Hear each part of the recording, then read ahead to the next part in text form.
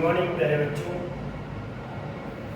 आज काफ़ी दिनों के बाद मैं आप सबके लिए मानव में उत्सर्जन तंत्र लेकर आया हूँ। पिछले कुछ दिनों से YouTube पे हमारे वीडियो नहीं अपलोड हो रहे थे, इसके लिए हमें खेद है। एक बार फिर मैं आप सबके लिए एक छोटा सा टॉपिक, एक बहुत महत्वपूर्ण टॉपिक है जिसे कहते हैं उत्सर्जन। बेटा, जैसा आप लोग जानते हो कि हमारे शरीर में विभिन्न प्रकार की उपापचयी प्रक्रियाएं होती हैं। इन्हीं उपापचयी प्रक्रियाओं के फलस्वरूप शरीर में कुछ ऐसे पदार्थ बनते हैं जिनका हमारे शरीर से उत्सर्जन होना अति आवश्यक है।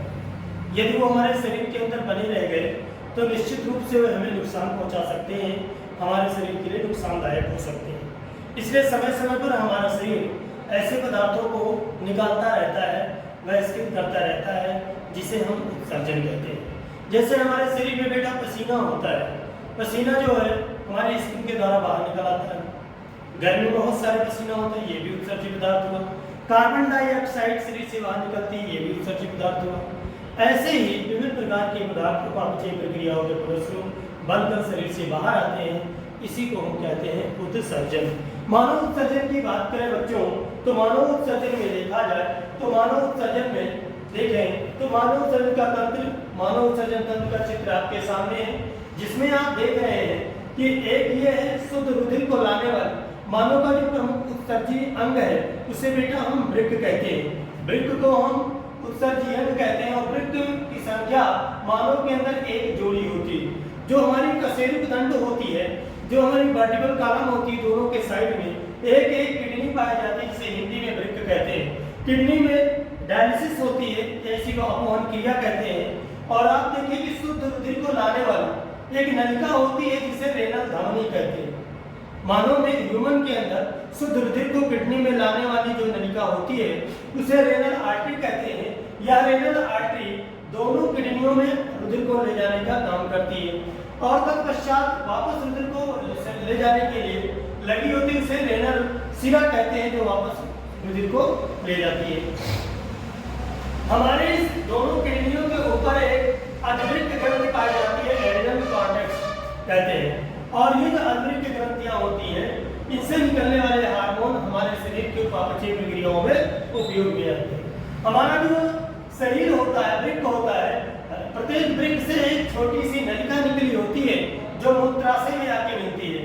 इस नलिका को हम मूत्रवाहिनी कहते हैं। इस नलिका को बच्चों हम क्या कहते हैं? मूत्रवाहिनी कहते हैं। जो ये मूत्रवाहिनी होती है, ये प्रत्येक वृक्क से निकलकर आके यूरेथ्रा अथवा मूत्राशय में मिलती है।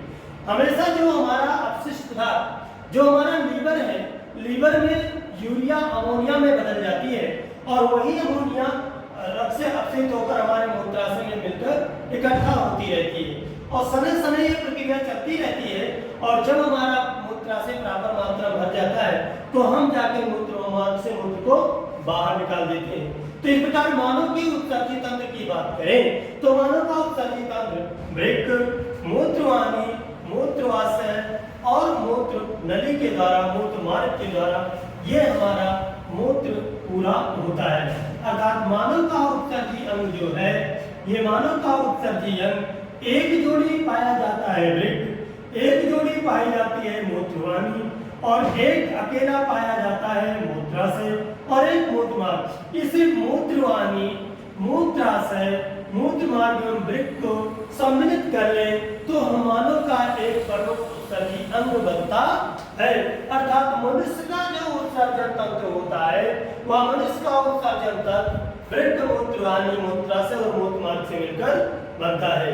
मानव शरीर का जितना भी अपशिष्ट पदार्थ होता है, ये सारा का सारा अपशिष्ट पदार्थ इसी मूत्राशय में एकत्रित होता रहता है।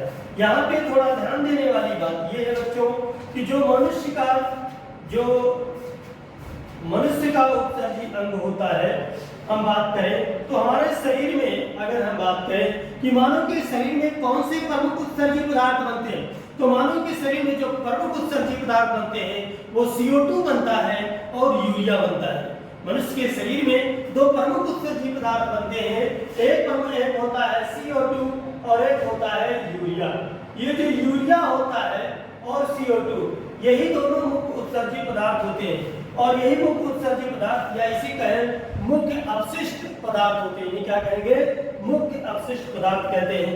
मनुष्य के शरीर से अपशिष्ट पदार्थों को बाहर निकालने के लिए विभिन्न अंग पाए जाते हैं, अलग अलग अंग पाए जाते हैं। इनमें से सामान्यतः आपकी बात करें तो वृक्क, मूत्रवाहिनी, मूत्राशय और मूत्र मार्ग मिलकर ये मनुष्य के उत्सर्जी तंत्र का निर्माण करते हैं। फिर से ध्यान दीजिएगा कि जो अपशिष्ट पदार्थ बनते हैं मानव शरीर में वह बनते हैं CO2 और यूरिया बनती है। और इस अपशिष्ट पदार्थों को निकालने के लिए मनुष्य के अंदर ये एक जोड़ी वृक्क पाया जाता है, मूत्रवाहिनी एक जोड़ी होती है, मूत्राशय थैले जैसे आकार का होता है और उससे लगा हुआ मूत्र मार्ग पाया जाता है। इस प्रकार वृक्क, मूत्रवाहिनी, मूत्राशय और मूत्र मार्ग मिलकर ये कंप्लीट मानव उत्सर्जन तंत्र का निर्माण करता है, मानव उत्सर्जन तंत्र बनता है। अब इसमें देखें मनुष्य का जो एक जोड़ी वृक्क होता है या एक जोड़ी वृक्क एक प्रमुख उत्सर्जी अंग होता है, ये उदर गुहा में पसेलु दंड के दोनों साइड में पाए जाते हैं। और इनमें देखा जाए प्रत्येक क्रिया के अगले सिरे पर एक एड्रिनल ग्लैंड जुड़ी होती है। एड्रिनल ग्लैंड देखिए, एड्रिनल ग्लैंड यानी वृक्क के ऊपर एक टोपी के आकार की लगी होती है, इसे एड्रिनल ग्लैंड कहते हैं। ये जो एड्रिनल ग्लैंड होती है, अब इसमें देखें प्रत्येक वृक्क से जुड़ा हुआ रीनल आर्टरी होती है जो शरीर से ब्लड को लाने का काम करती है। और प्रत्येक रीनल आर्टरी रुधिर प्रत्येक वृक्क जो होता है, चाहे ये वृक्क हो चाहे ये वृक्क हो, दोनों वृक्क इन्हीं रीनल आर्टरी से आपके ब्लड को रिसीव करता है।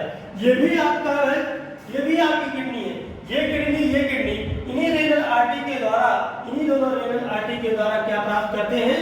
ये ब्लड को प्राप्त करते हैं, रक्त को प्राप्त करते हैं। और उसके बाद देखा गया कि जो रेनल शिरा होती है, ये रेनल शिरा जो होती है वृक्क से वापस रक्त को ले जाकर पोस्टीरियर वेना केवा में मिला देती है, यानी पश्च महाशिरा में ले जाकर इसको मिला देती है।